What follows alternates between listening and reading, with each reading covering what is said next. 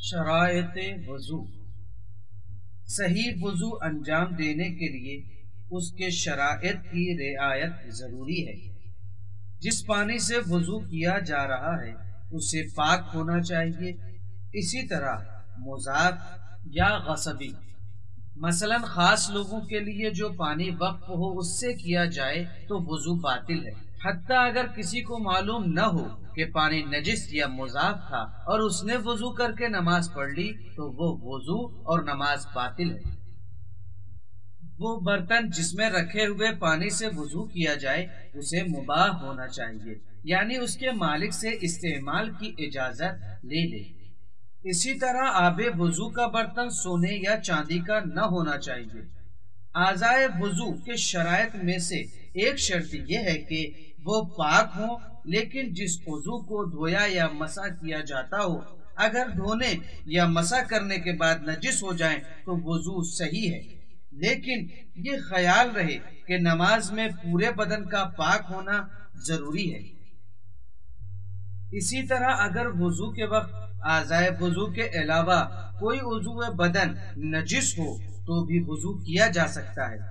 وضو کے شرائط میں سے ایک شرط یہ ہے کہ اعضائے وضو پر پانی پہنچنے سے روکنے والی چیز نہ ہو، لہذا جو چیز پانی پہنچنے میں رکاوٹ بنے، مثلا مادہ ہونے کی صورت میں جیسے ڈاٹ پین کی روشنائی اور گوندھا ہوا آٹا، چونا، تیل، تارکول اور کیچڑ وغیرہ، تو اسے وضو سے پہلے پاک کر لینا چاہیے۔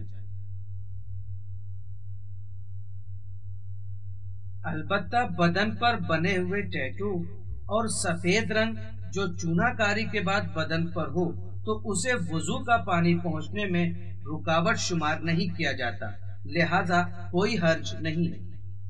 اگر بعد وضو یا بعد نماز یہ پتہ چلے کہ اعضائے وضو میں سے کوئی عضو نجس تھا یا اس پہ کوئی رکاوٹ موجود تھی تو وضو اور نماز باطل ہے۔ اسے نجاست یا رکاوٹ دور کرنے کے بعد وضو کر کے دوبارہ نماز پڑھنی ہوگی۔ جو شخص وضو کر رہا ہے اسے خدا کا قرب حاصل کرنے یا خدا کے حکم کی اطاعت و فرما برداری کی نیت سے وضو کرنا چاہیے، لیکن اگر اس نے دکھاوے یا ٹھنڈک حاصل کرنے یا تفریح کے لیے وضو کیا تو وہ وضو باطل ہے۔ البتہ یہ ضروری نہیں ہے کہ نیت کو حتماً زبان سے ادا کرے، بلکہ دل میں قربت حاصل کرنے کا ارادہ ہی بہت ہو۔ جو شخص خود وضو کر سکتا ہو اسے کسی دوسرے کی مدد نہیں لینی چاہیے، لیکن اگر کوئی دوسرا صرف پانی ہاتھ پر ڈال رہا ہے تو اس کا وضو باطل نہ ہوگا، لیکن یہ عمل خود مکروہ ہے۔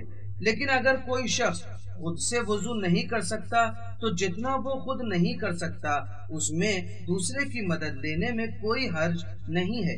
وضو کرنے والا خود نیت کرے گا اور مدد کرنے والا سر اور پیر کے مسح کے لیے خود وضو کرنے والے کے ہاتھ سے استفادہ کرے گا اور اس کا ہاتھ اس کے سر اور پیر پر پھیرے گا، مگر یہ کہ یہ بھی ممکن نہ ہو تو ایسی صورت میں اس کے چہرے یا ہاتھ سے تری لے کر مدد کرنے والا اپنے ہاتھ سے اس کے سر اور پیر کا مسح کرائے گا۔ کیفیت وضو کی شرائط میں سے ایک شرط یہ ہے اس میں ترتیب کا خیال رکھا جائے، یعنی دھونے اور مسح کرنے کو مذکورہ ترتیب سے انجام دیں۔ اس بنا پر اگر ترتیب مد نظر نہ رکھی جائے تو وضو باطل ہو جائے گا۔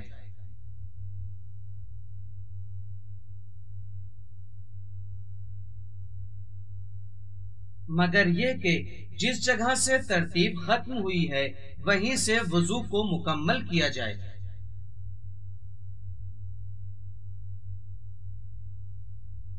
وضو میں موالات کی رعایت بھی ضروری ہے، یعنی اعمال وضو کے درمیان اتنا فاصلہ نہ ہونے پائے کہ اعضائے وضو کی تری خشک ہو جائے۔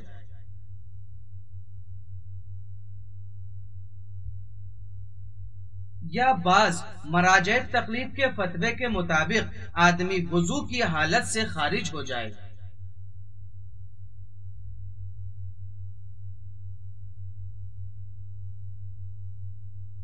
اس بنا پر اگر کوئی وضو کرتے ہوئے اس طرح چل بھی رہا ہو کہ اسے وضو کرنا ہی کہا جائے تو کوئی حرج نہیں ہے۔